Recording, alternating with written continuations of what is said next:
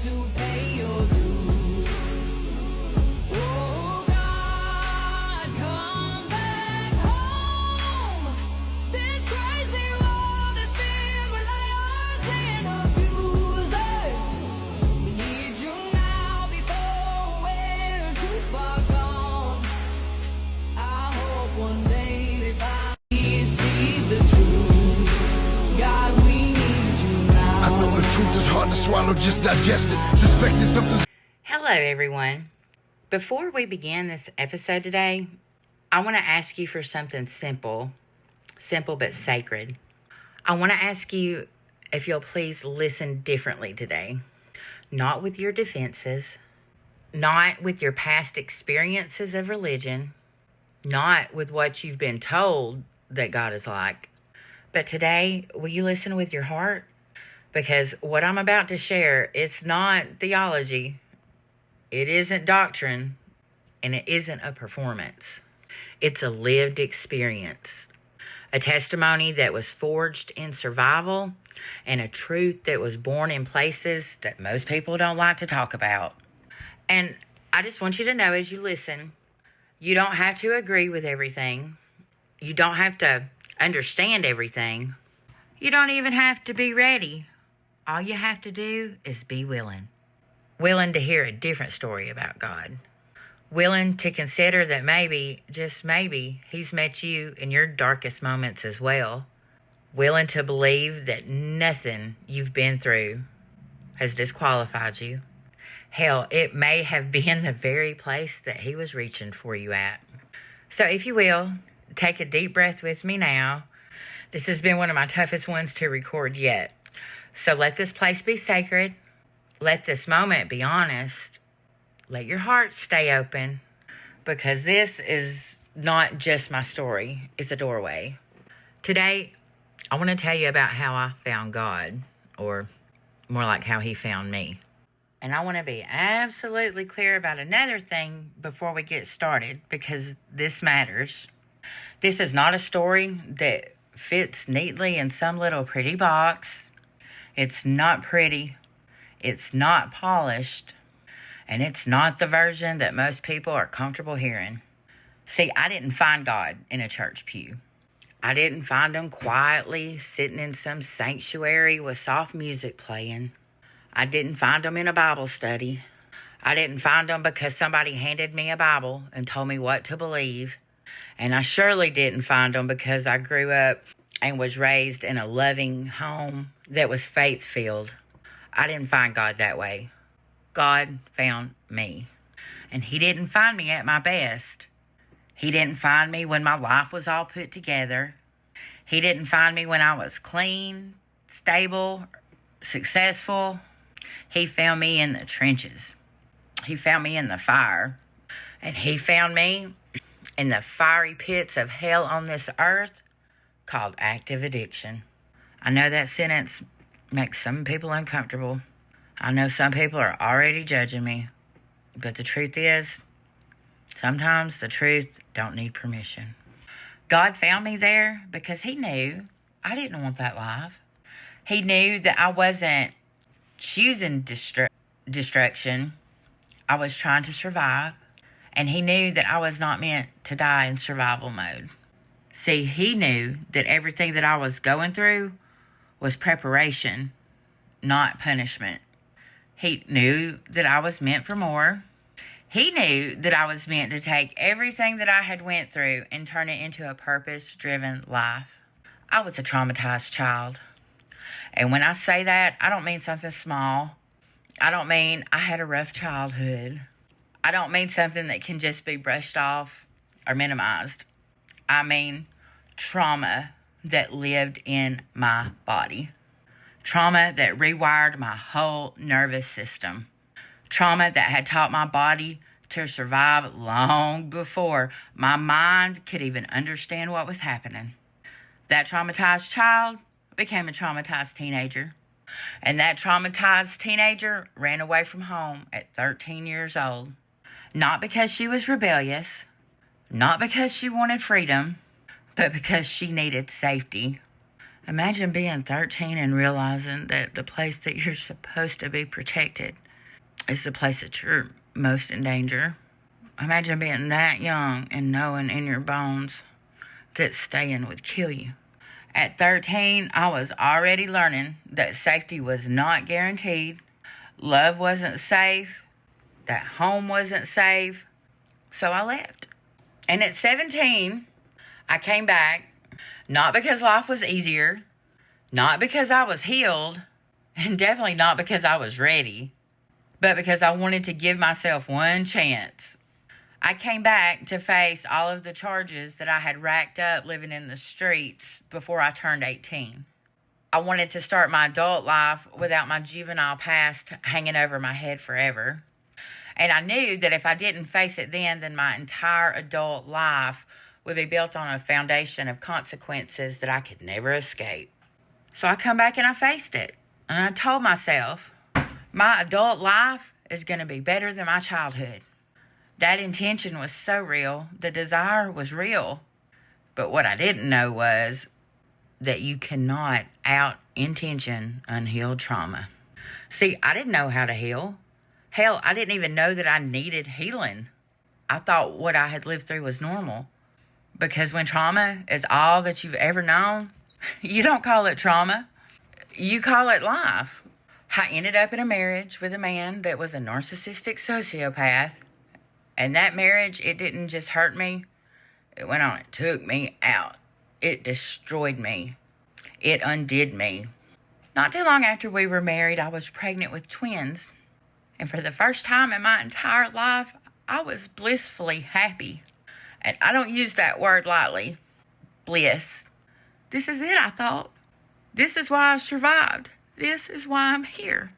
Holding those babies changed something inside of me. They showed me what love actually was. Pure, unconditional, protective. My purpose, it became clear. I was always meant to be their mother. Nothing before and nothing since has ever compared to the moment that I held them for the first time. But it wasn't long before my mother, who had tried to take me out since the day I was born, saw me as a mother. She saw that I was loving. She saw that I was nurturing. She saw that I was everything that she was not. And that was just more than she could stand to watch. And when that marriage ended, the trauma that followed was beyond anything that I had ever experienced. That man that I was married to, he took my 3 kids from me. He took my babies. He kept me from seeing them. He kept me from watching them grow up. And even worse than that, that man totally rewrote the story. He told them lies. He told them that I left them. He told them that I abandoned them. He told them I didn't want them. He told them I was happy without them. Like, how do you even survive being alive when the people you would die for believe that you chose to leave them? Like, how do you even breathe through that kind of pain? I had no coping skills. I had no language for trauma. I had no understanding that my inability to function wasn't a character flaw. It was a nervous system that had been overwhelmed for decades. I thought something was wrong with me. Not that I had been abused to the point to where I couldn't function as a human being. I developed a wicked crystal meth habit, and I couldn't stop. Not because I wanted to be high, not really even because I wanted to die, but because I wanted the pain to stop. I don't really think that I was trying to die. I think I was just trying to not feel. I'd get clean to fight for my kids, and every time he'd tell me I'd never see him again. I didn't ever really have the money to fight him in court. He'd tell me that they didn't love me. He'd tell me that they didn't want me. He'd tell me that they were happier and better off without me. He would tell me that they all just wanted me to disappear and never come back. And every single time, that pain would crush me beyond anything that I could put into words. So I would numb it.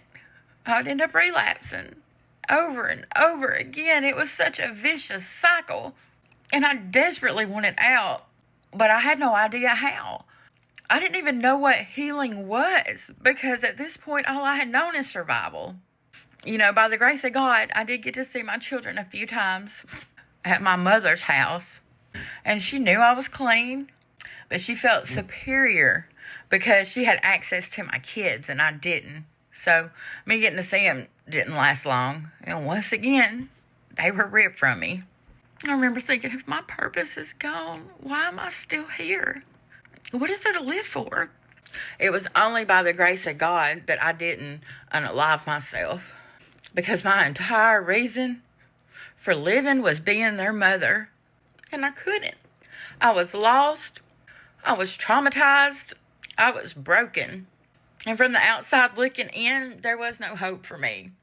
My stepfather had programmed me to believe I would never be nothing more than a burger flipper at McDonald's, and hell, I wasn't even living up to that standard. So I guess I believed him. I didn't think I was worthy of healing. I thought I deserved the trauma, and I thought I was just a screw-up that couldn't do anything right. Then, in my late 20s, something changed. A blind date with an attorney from out of town. One thing led to another, and I became pregnant with my daughter, Chloe. That child will never know how she saved me, how she saved my life. Now, nothing could ever, ever, ever begin to replace what I lost with my older 3 children. But Chloe gave me back my motherhood. She gave me something to live for. She showed me that I was the mother that I believed I was when my twins and then later my son was born.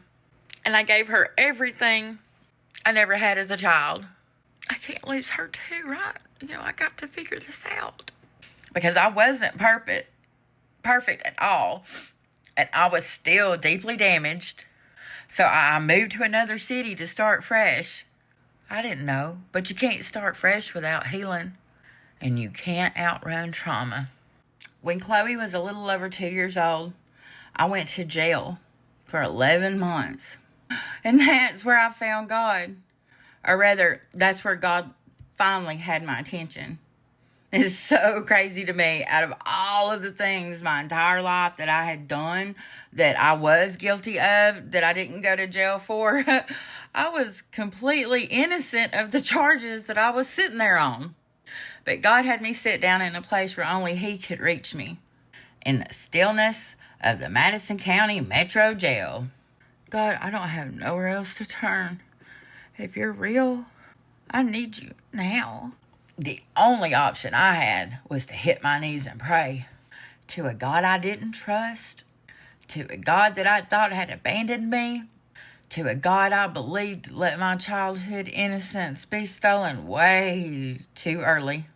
But the student was ready and the teacher appeared. I prayed without ceasing. I talked to God constantly. I had to tell myself that I was worthy of His love, because the entire world was telling me I was too far gone. But God told me different. And after 11 months, He finally let me out of that jail with all the charges dropped and dismissed. Because He saw something in me that nobody else did. That I was His precious child. And that's how I began my relationship with God. Not through perfection, but through surrender. By surrendering my will and my life to Him daily. By asking for His will in my life. By asking for His guidance. For asking Him to direct me. By letting Him guide me better than I ever guided myself. That's how you'll find Him too. Now, I need you to understand something. I didn't come here to talk at you. I came here to explain all this so that you would know that I am qualified to speak to you on this subject. Not because I'm perfect, but because I lived it. Because I've been to the bottom. And God found me right there. Because I didn't learn any of this from any book. I learned it in the trenches. And because what He did for me, He'll do for you too. See, it don't matter where you are. It don't matter what you've done. It don't matter what you've been through. There is nothing, absolutely nothing, that you cannot heal from when you enter into a real, honest, intimate relationship with God. He lives within you. He's right here in your chest and he's waiting. So right now, I want you to do this with me. Just for a moment. Wherever you're at, stop what you're doing. Just stop. Let your shoulders drop. Let your jaw unclench. Let the noise quiet down and sit still. Place your hand gently over your heart and don't rush this. Do you feel that? Do you feel that heartbeat? That steady rhythm? That quiet, constant pulse? That's Him. That is God pumping His very own life force energy through your body. That is your Creator reminding you you're still here for a reason, that you are still breathing on purpose. Right here, He lives there. He always has. And as we get deeper and deeper in this series, you're going to know exactly what I'm talking about. When you catch it and you feel your whole chest catch fire, you know it's Him. But you're not going to find it in fear, not in chaos, but in quiet, in stillness, in clarity. That was always His plan for you, to feel Him and to have that close, intimate relationship with Him. And as you come to build a real, honest, intimate relationship with Him, you're going to come to know Him so deeply that you won't just talk to Him anymore. You will actually hear Him answer you. Not in the fear and the chaos. You're going to hear Him with clarity. You're not going to be sitting and wondering, was that God or am I tripping? You'll know. Just stay with me through this series. You'll be hearing Him as clearly as you're hearing me speak right now. That was the plan all along. So, if something in this message stirred your spirit, if something softened your heart, if something inside you whispered, man, she might be right. This feels true. I want you to do one more thing. Go ahead, hit the like button, follow this page so you don't miss a single part of this series. Because over the next few weeks, couple of months, we're going to go deeper. We're going to talk about how to recognize His voice, how to reconnect to Him when you feel lost, and how to build the kind of relationship with God that changes everything from the inside out. This has been your Sacred Talk with the Queen. And this wasn't just my story. It's an invitation. It's an invitation to remember that no matter where you've been, no matter what you've done, no matter how far you think you've gone, God's not waiting for you in a building. He's waiting for you within. Right here in your chest. Right here in your breath. And right here in your heartbeat. And now that you know where to find Him, the journey begins.